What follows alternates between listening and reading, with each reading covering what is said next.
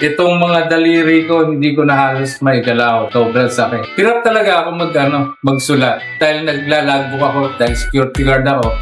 Hirap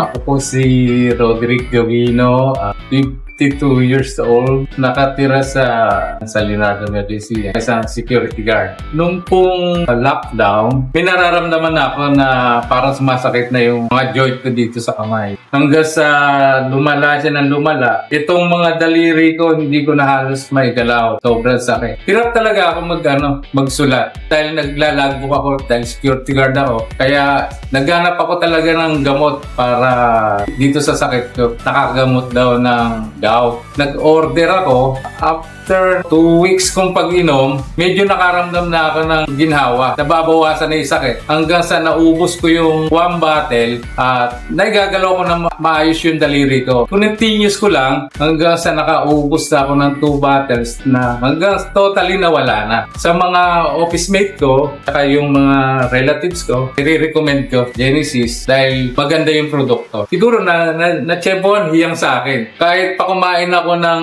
medyo matataba, hindi na siya sumusumpong. In case naman kasing sumumpong siya, iinom lang naman ako. Agad naman siya mawawala.